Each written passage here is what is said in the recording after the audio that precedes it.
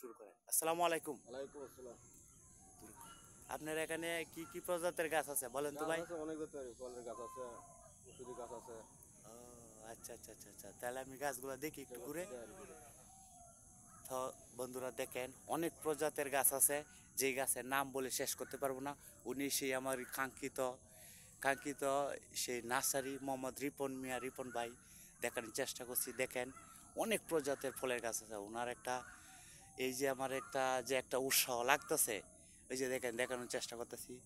অনেক প্রজাতির গাছ আছে, যারা যারা চিনবেন গাছগুলো দেখেন, বিশেষ করে যেগুলো না চেনেন এগুলো আমি বলানোর চেষ্টা করব।